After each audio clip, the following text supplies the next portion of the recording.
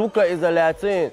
До того легкого шриты. А ведь он только-только пошел в команду. Да, машина, чурк сейчас. Слушай, телефон, дало там минуту освободила. Алло, я не могу сейчас говорить, я в кинотеатре, я после перезвоню. Говорить по телефону следует очень коротко и тихо, чтобы не отвлекать остальных.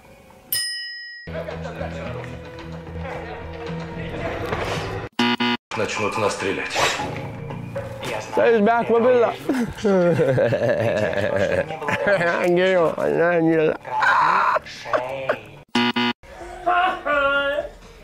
Есть и пить нужно так, чтобы не мешать окружающим.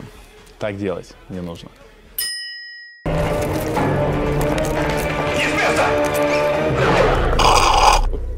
Моля.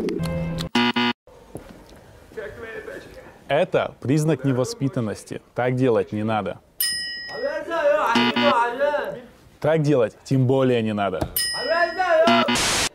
Это с какой стороны поглядеть? Если загребут...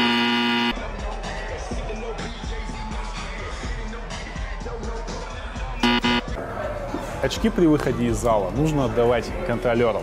Они не одноразовые.